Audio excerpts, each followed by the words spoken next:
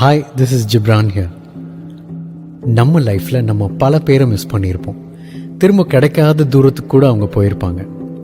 இதெல்லாம் ஏன் நடக்குது அப்படிங்கிற கேள்விக்கு அதை புரிய வைக்கிற மாதிரி ஒரு சூப்பரான கதை.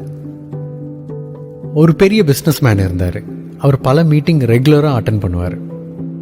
அப்போ அவர் இன்னொரு பிஸ்னஸ் மேன் கிட்ட இருக்கிற ஒரு வினோதமான பழக்கத்தை கவனிச்சிருக்காரு. அது என்னன்னா, எத்தனையோ கோடிக்கு சொந்தமான அந்த பிஸ்னஸ்மேன் எப்போவுமே ரொம்ப சாதாரணமான சீப்பான பேனாவை யூஸ் பண்ணுறத அடிக்கடி பார்த்துருக்காரு. ஒரு நாள் அவர்கிட்ட, ஏன் இந்த மாதிரி சாதாரணமான பேனாவை யூஸ் பண்ணிட்டு இருக்கீங்க? நான் பார்க்கும்போதெல்லாம் இதே மாதிரி பேனாவை தான் வச்சுருக்கீங்க அப்படின்னு கேட்டிருக்காரு. அதுக்கு அந்த கோடீஸ்வர பிஸ்னஸ்மேன், என்கிட்ட ஒரு பழக்கம் இருக்குது. அது என்னன்னா, நான் எப்போ எங்கே எந்த இடத்துக்கு போனாலும் என்னோட பேனாவை மிஸ் பண்ணிட்டு வந்துடுவேன். ரொம்ப வருஷமாக இந்த பழக்கம் என்கிட்ட இருக்குது. அதை எத்தனையோ தடவை மாற்றிக்கணும்னு முயற்சி பண்ணியும் என்னால் முடியல. அதனால தான் இந்த மாதிரி பேனாவை நான் யூஸ் பண்ண ஆரம்பித்தேன். தொலைஞ்சு போனாலும் பரவாயில்ல அப்படின்னு சொல்லியிருக்காரு.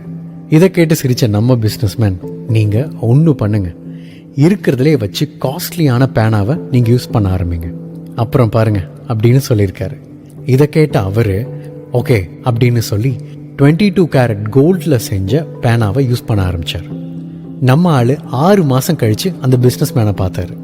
பார்க்கும்போது கேட்டிருக்காரு, என்னங்க நான் சொன்னேனே காஸ்ட்லியான பேனாவை யூஸ் பண்ண சொல்லி, இப்போ சொல்லுங்கள் எத்தனை தடவை தொலைச்சிங்க அப்படின்னு கேட்டிருக்காரு.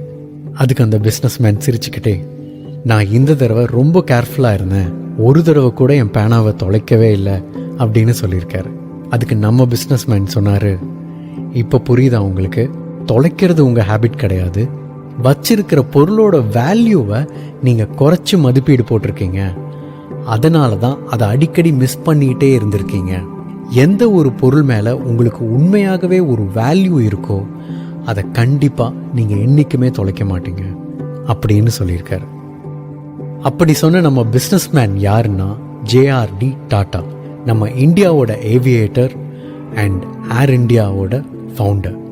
அவர் தான் இந்த அட்வைஸை இன்னொரு பிஸ்னஸ் மேனுக்கு சொல்லியிருக்காரு. ரொம்ப ரொம்ப உண்மையான வார்த்தை. நம்ம லைஃப்பில் நம்ம பல விஷயங்களை தொலைச்சிக்கிட்டு தேடிக்கிட்டே இருப்போம்.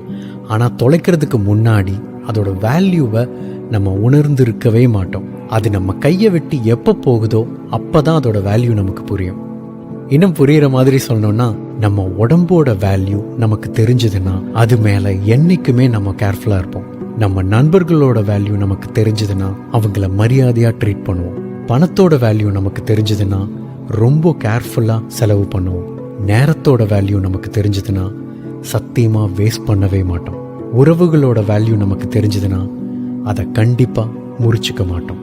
காதலோட வேல்யூ நமக்கு தெரிஞ்சதுன்னா நம்ம யாரையும் ஹர்ட் பண்ணவே மாட்டோம். நாம் கேர்லெஸ்ஸாக இருக்கிறது அதோட வேல்யூ தெரியாதப்ப தான். அதோட வேல்யூ உண்மையாகவே நமக்கு தெரிஞ்சதுன்னா நாம் கண்டிப்பாக கேர்லெஸ்ஸாக இருக்கவே மாட்டோம்.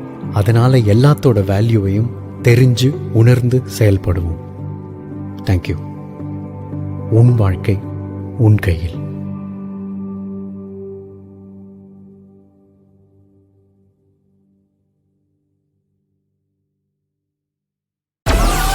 Download Moj.